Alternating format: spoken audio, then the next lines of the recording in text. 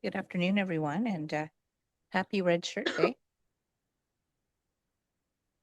Can you hear me okay?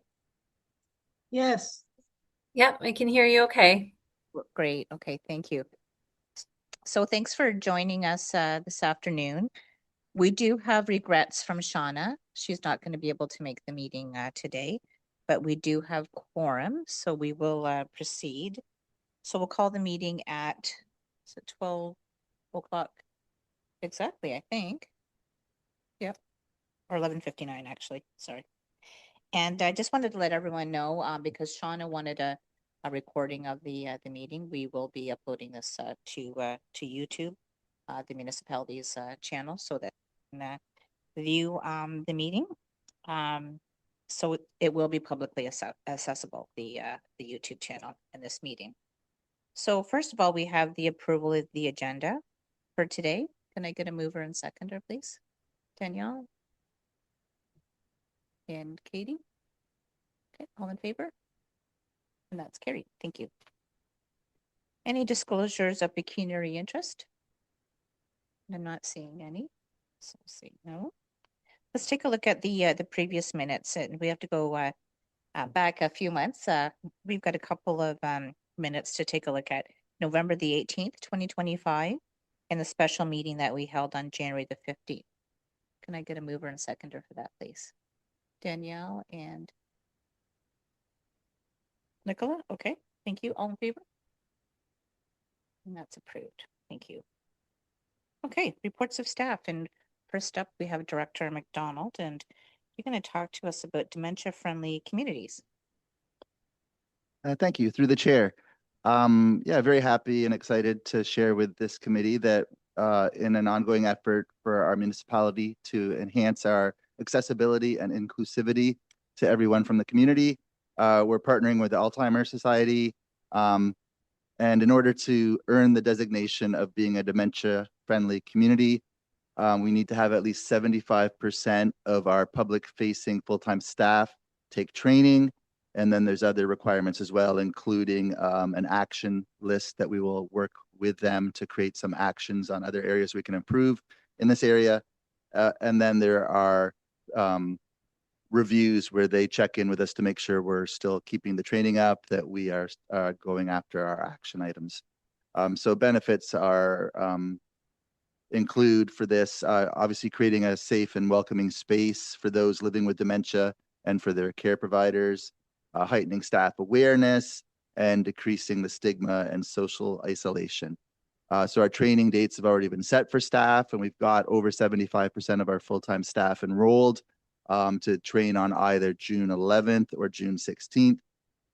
So we're excited to get this in place, and hopefully we can be a role model then for other businesses in the area to consider this and help to promote it in our community. That's awesome news. Thank you, Steve, for that. Any questions for Steve? No? No? Yeah, I think it's a great effort. I know that Middlesex Center, they've also received the training, and they've been acknowledged as a dementia-free municipality as well, or association or organization. I did have a chance to talk with Susan at the Alzheimer's Walk, and she actually had a survey for people to complete during the walk, just to see how we could make any changes, right, to our accessibility and inclusivity. And I don't know, did you get any of those results back?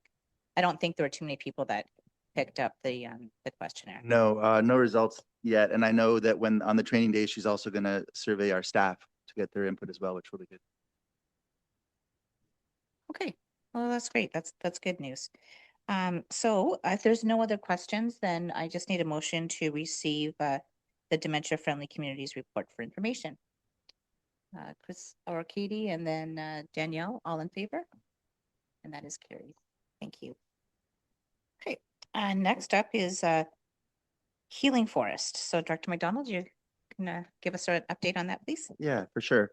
So upon suggestion from our Environmental Advisory Committee, we were exploring a couple of new initiatives, a memorial forest and a healing forest. So with regards to the healing forest, last September, Council approved that committee's recommendation on the location where we're going to develop a healing forest. That being, the municipality owns property that is adjacent to West Missouri Public School. If you were to drive past the school, you would think it's part of the school property because it is fenced in as part of their playground. And they've always been welcome and invited to use that part of our property, and they do, and they have great use of it. So anyways, there was many factors that were taken into consideration to find the best spot for it. And that location was perfect. And council agreed with the committee that was the ideal spot to develop a healing forest. So 2026, so that was approved in the fall of 2025. 2026, this current year, was set aside for planning of the healing forest because it's not something you want to go running into. You want to get consultation and involvement and support from other groups. So that's what I've been largely doing since then. And all responses have been nothing but positive, which has been very good. At this point, the key stakeholders that I've been talking with include the school and the school board because obviously if we're going to develop part of what they use as a playground, we wanted to have them on board. They're fully supportive. And then as well, I've reached out to our 4 neighboring First Nation friends. Again, with nothing but positive results there. I've met with 3 of the 4 groups, the Chippewa of the Thames First Nation, the Chippewa of Kettle and Stony Point First Nation, and the Oneida Nation on the Thames.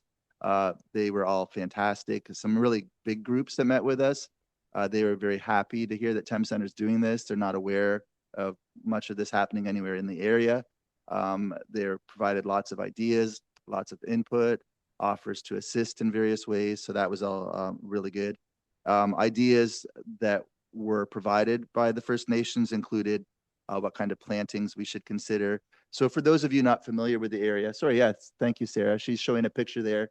So the picture on the left shows, that's the schoolyard. The part that's in blue is the part of the schoolyard or what's used as a schoolyard. The blue part is municipal property. And then the picture to the right is basically, one thing that's hard to see is right up this middle, the center of that picture to the right is a berm where you go up some to get to the treed area. So the berm is kind of the property line where the blue line goes across. So you can see that the side that we own is heavily treed. They're all mature trees that were all planted at the same time. So it's very uniform. So it's not really a traditional looking forest at this point, but there are plans with great input from the First Nations, how over time we will develop this area and make it have a variety of indigenous plants and things of that nature.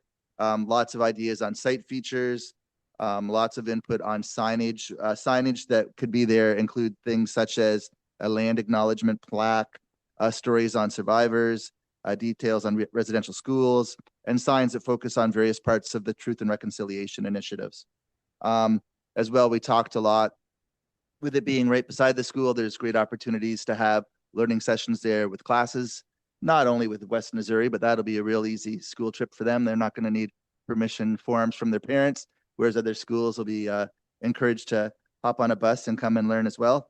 The biggest input from the school and the school board was simply the fact that if this is going to become a space that is used by the public, while there's a chance kids are on recess, and this will be the biggest cost for the project, would be to run a fence across. But luckily, both the municipality and the school were on the same wavelength that the fence line would have a nice big gate in the middle, because we do not want to close this space off to the school. We want them to become a part of it and be involved with it. And so both parties are in agreement with that. My initial estimate I got, it's about a 400-foot fence. It's quite a big property. So it's about $20,000 for a fence. But so that'll be part of what I bring back to council for 2027 budget consideration, along with plantings, signage, and other features that we would put on site. And I'm happy to answer any questions you may have. Great. Thank you. Any questions or comments for Director McDonald on that project? No, I'm not seeing any. That I mean, it sounds awesome. The recommendation that came from the environmental committee, and if it's something that's kind of newer in the area, then that's always exciting too, that we're kind of breaking that kind of ground. So thank you for all the work that you're doing on that. Okay, if there are no questions or comments on that, then I'm looking for a motion to receive the report for information. Danielle and Nicola, all in favor? And that is carried. Thank you. Okay. Now we get to committee business. Katie, I don't know, do you have an update for us with respect to the 2026 Pride event? Yeah, I can give a little update. So we're in the process of fundraising right now. We have confirmed three sponsors. So we have Hemans who have, graciously sponsored us again. And then Grayling Kennels and the Cookie Nook have all sponsored us. So I wanted to see some of those sponsorships coming in before we booked too much. I have reached out to Dotsie about some face painting, and she's available. And then I was talking with Devin also about who it is that the municipality books for Canada Day for their bouncy castles and that, because last year we did the same, and then it just so happened there was kind of leftovers from Canada Day in terms of the popcorn and things like that. So we were able to kind of roll it into Pride, which was really helpful. So we're looking to book with them again as well. And then we'll have to look into yet kind of the feature guest, which usually is either a speaker or last year we had like a DJ come. We've also had local musicians come. So we're going to reach out, I think, to Chris and Chris again and see if JNS Dance also wants to come be a part of the day as well. Those are people who have supported us in the past. So yeah, that's kind of where things are at right now. Great. And can you just remind us what the date is for that, please? Yeah, I just want to make sure I get it right now. I think it's July 6th, 5th, sorry. It's the Sunday, July 5th, 12 to 4. And that'll be at the pavilion this time in the park. So we were able to secure the pavilion, which is always helpful in case of rain. Yeah, the Cookie Nook will be coming. There's talk of another food truck, ice cream truck coming, that I directed them to reach out to the municipality to ensure they had all their permits. And then, yeah, it'll just be the entertainment for the day after that. So, Great. mhm. Good. Thank you. Sounds like your subcommittee has been busy working on that event. Thank you for all your hard work with that. Yeah, Any no problem. questions at all? I'll mention also that we will be reaching out. We always reach out to the OPP just to let them know about the day, just to ensure they are aware, and that if and we also kind of monitor things online as we ramp up our advertisements, because we certainly want to ensure safety. I know we have had protesters in the past, but that was at the library for the Drake story time when we used to partner with the Middlesex libraries. So we'll still let them know, but hopefully it's quiet, and we've had good reception in the last couple of years. So Yeah, great. Okay. mhm. Well, thanks so much, Katie, for that update. No problem. And let us know if there's anything that we can do to help you with that event, because it's coming up quickly. It is, yeah. Okay. We'll maybe have you guys, do some advertising for it on your. I think you've done that in the past, so I'll Mhm. let you know Yeah. for sure. Okay, great. Thanks, Thanks. Katie. Okay, the second item is National Accessibility Week, May 31st to June the 6th. Anyone want to comment on that? Councilor Lucky? Sure. Yeah. Thank you, Chair. Just that, it's important for everybody to make sure that they share on social media. I have done that and on my own platform just to make sure that everybody knows. So a lot of it is just kind of getting the word out. Hopefully we can get reminders on Facebook and on our page just to Ryan, make sure you wear your shirt tomorrow, and it would be wonderful to have a good showing from the municipality. Thank you. Any questions or comments with respect to that? Katie? I wonder if we could, in sort of getting the word out about National Accessibility Week, maybe having a discussion or letting people know how the municipality has moved forward with accessibility, within Thames Center. That might be like important information for people to know, and it just shows your commitment on a, action level as well. I like that actually. Yeah. So it's more than just kind of promoting the day, but just saying specifically what Thames Center is doing. I think we can arrange for that. I'm seeing some head nodding, so we'll make sure to put some messaging around that. That's a good idea. Thanks, Katie. Good suggestion. Thanks. Yep. Okay, good. Okay, next item is discussion on accessibility and inclusivity advisory committee. So as we near the end of the council term, staff's always looking for suggestions and comments in terms of your experience as a committee member, potentially the mandate of what the committee does, any feedback or suggestions we would welcome so that staff can kind of help shape, I guess, the committee for the future term of council. So any and all feedback is encouraged if anyone has any. Yep, go ahead, Danielle.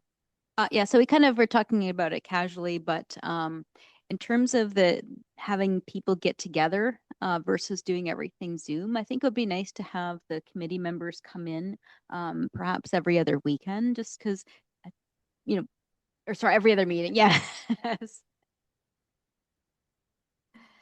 Yeah, every other meeting, just to have that, personal interaction and, just get to know the team a little bit better.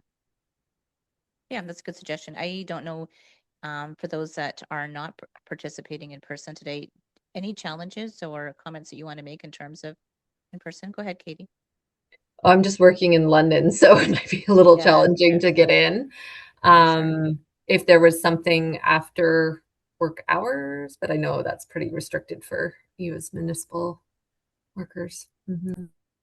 We'll make note of that anyway and provide that feedback. Yep. Okay. Yeah. So yeah, now's your times to provide any comments or suggestions or questions. Yes, Nicola, go ahead. I think continuing to work on all aspects of accessibility, not just the physical realm, but we've talked about mental health, we're talking about equity and inclusivity. We've talked about bringing on board the children at the school with the healing garden. And I think continuing to include all of those aspects is really important. Good. Thank you. Yeah. Sometimes we do kind of center around the physical barriers as opposed to some of the other barriers that we don't see. Any other comments or questions, feedback? I wonder along that line if having more subcommittee would be helpful. Like I know we have kind of the social inclusion diversity committee, which really is supposed to be more than just pride, but because there's so few of us and it's such a big job to put on pride, that's what it sort of turns out to be. I know we have lots of ideas about kind of expanding and doing some more kind of on the ground work for different marginalized communities, but it's really challenging when we don't have um, a large number of people to do it. But like we have these kind of ideas around mental health, and so if we had like, because I don't know, it just seems like the accessibility advisory committee is very formal, right? So it's hard to kind of get in that format, get the ideas and changes and things kind of moving forward. I don't know if I'm thinking about this wrong, but you can let me know. Yeah, no, I think, and Sarah wants to talk to, because I think that's a bit of a kind of common theme that we're having. Yeah, Sarah? absolutely. Through you, Chair.